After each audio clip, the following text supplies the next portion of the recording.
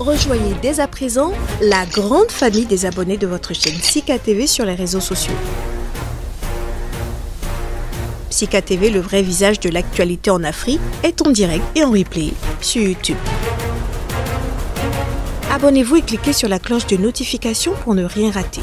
Nous sommes également présents sur Facebook et sur Twitter.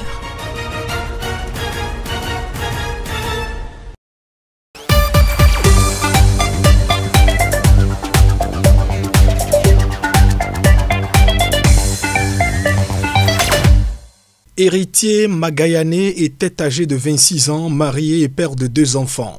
Il travaillait depuis 2018 pour la station de Rutshuru de la RTNC, entendez Radio-Télévision Nationale Congolaise, a indiqué l'un de ses collègues.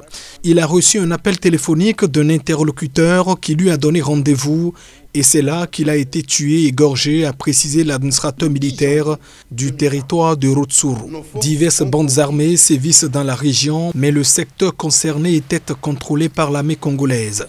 Ce meurtre pourrait être crapuleux, a-t-il supposé, tout en soulignant attendre le résultat de l'enquête ouverte dimanche matin.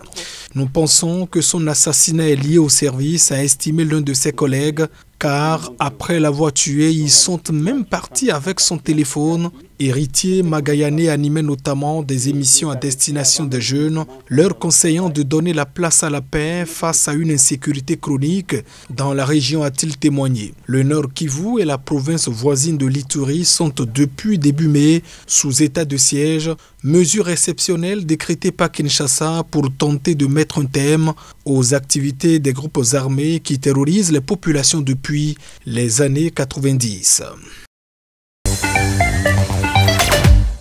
Tout le peuple y a cru et tout le peuple m'a apporté son soutien. J'ai reçu aucun commentaire négatif par rapport à ce rêve-là et ce rêve est devenu réalité. Nous avons la première médaille olympique du Burkina Faso. Le compteur est ouvert et je sais que moi et les générations futures peut-être marqueront encore plus le pas dans d'autres échéances à venir.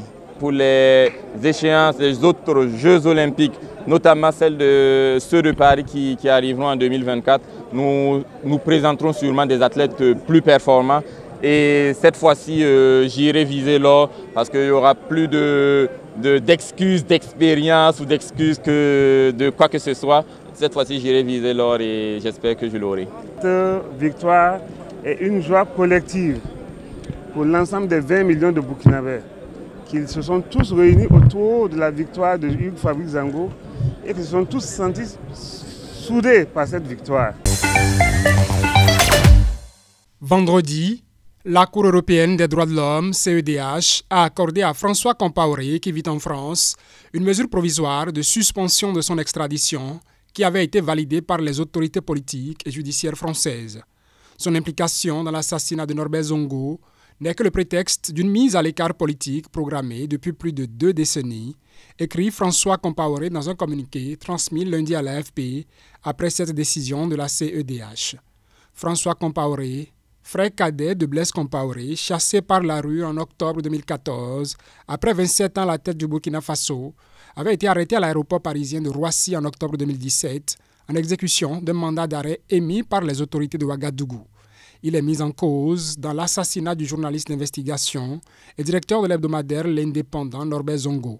Ce journaliste de 49 ans avait été tué le 13 décembre 1998 alors qu'il enquêtait sur le meurtre du chauffeur de François Compaoré. Selon François Compaoré, le mandat d'arrêt a été émis sans inculpation au moment de son interpellation et jusqu'à nos jours et est contraire aux accords signés en avril 1961 entre la France et le Burkina Faso. Le frère de l'ancien président burkinabé s'est réjoui de la décision de la CEDH qui est remarquable, moins de 1% des requêtes qui y sont déposées chaque année faisant l'objet d'une mesure provisoire. Dans le même communiqué, François Compaoré a par ailleurs tenu à défendre son frère parce qu'il est attaqué par des déclarations inadmissibles de certains responsables politiques concernant la désorganisation de notre armée face à l'ennemi terroriste.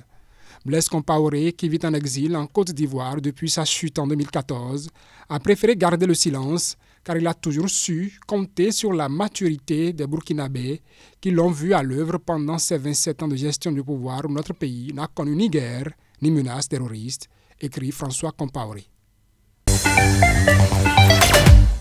Laurent Gbagbo a proposé lundi la création de nouveaux partis, laissant celui qu'il avait fondé aux mains de son ancien Premier ministre, Afin Guessan. Cette annonce, faite à l'issue d'une réunion à Abidjan du comité central du Front populaire ivoirien, fondé en 1982 par Laurent Gbagbo, entérine une rupture datant de 10 ans et qui apparaissait de plus en plus ouvertement entre Gbagbo et Afin Guessan. L'ex-président ivoirien a dénoncé pendant cette réunion le comportement de son ancien Premier ministre, président du FPI d'illégal, avec qui il n'entend pas s'engager dans une bataille juridique, indique le communiqué après la rencontre. Le FPI, notre seul instrument de lutte politique, est confisqué par M. Afin Guessan et malgré les nombreuses initiatives pour le raisonner, il s'arc-boute sur sa soi-disant légalité, a ajouté Laurent Gbagbo selon le texte. L'ancien président a demandé au comité central d'autoriser la mise en place d'un comité de préparation du congrès constitutif au nouveau parti qui pourrait se tenir en octobre, précise le communiqué. Plusieurs tentatives de rapprochement entre Gbagbo et Afin Guessan ont échoué et la semaine dernière, apprenant la convocation des instances dirigeantes du parti par Laurent Gbagbo, le FPI légal avait estimé dans un communiqué que, bien que membre fondateur du parti, Laurent Gbagbo n'était pas le président en exercice du FPI. L'ex-premier ministre a réagi à la proposition de création d'un autre parti faite par Gbagbo. Dans un communiqué, Afin Guessan a dénoncé une décision dictée essentiellement par la soif de pouvoir et la volonté de revanche et assure de sa ferme volonté de poursuivre sa mission pour la renaissance du parti en vue de la reconquête du pouvoir en 2025. Le FPI est divisé en deux camps depuis la crise de 2010-2011 qui avait fait 3000 morts, né du refus de Gbagbo de reconnaître sa défaite à la présidentielle face au président Alassane Ouattara.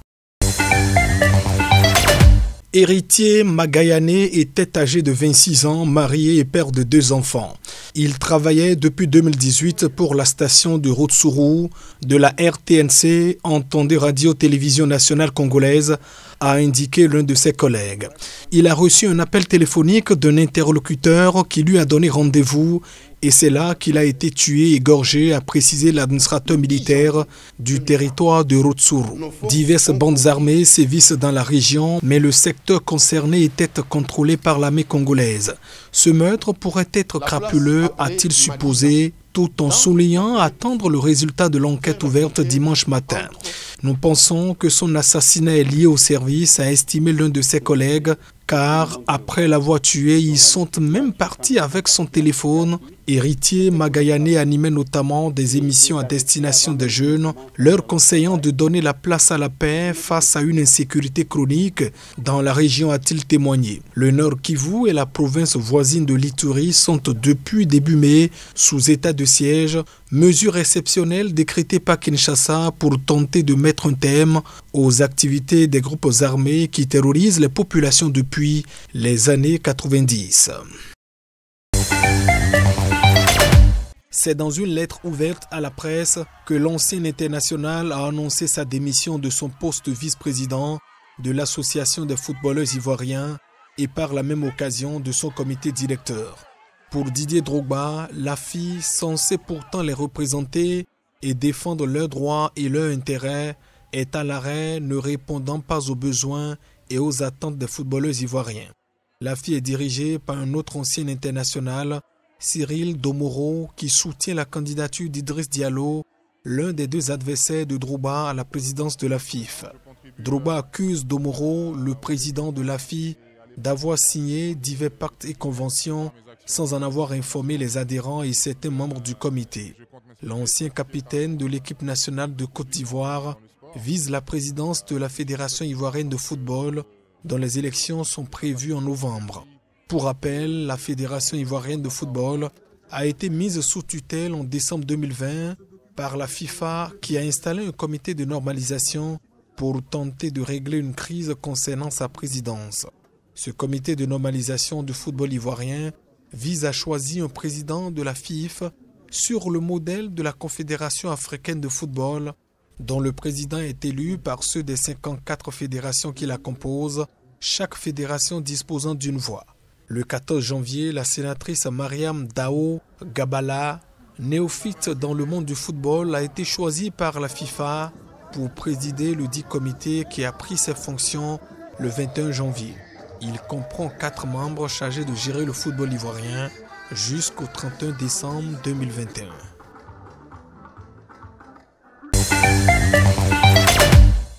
Dans son discours donné à l'occasion de la fête nationale tchadienne ce mardi soir, le président du Conseil militaire de transition Mahamat Idriss Déby a lancé un appel pressant aux groupes politico-militaires de reconsidérer leur position et revenir les retrouver pour une impulsion collective. Une main tendue importante alors que l'agenda reste inchangé et que les efforts de médiation et de facilitation se poursuivent. Selon le ministre porte-parole du gouvernement, cette main tendue concerne l'ensemble des groupes politico-militaires, y compris le mouvement du FACT. Le ministre insiste sur la volonté d'organiser un dialogue sans exclusive, un dialogue sincère avec les groupes politico-militaires et les partis politiques. La date anniversaire de l'indépendance et la situation politique et militaire apaisée selon le ministre a permis de lancer un message d'espoir. Du côté du FACT, la volonté de trouver une issue politique au conflit reste inchangée, assure son porte-parole. Nous ne sommes pas des va-t-en-guerre, martèle-t-il. Mais pour Kengabe Oku Seyim de Tapol, des garanties sont nécessaires. Parmi les conditions avancées, une loi d'amnistie générale ou encore un comité d'organisation du dialogue ouvert aux différentes sensibilités.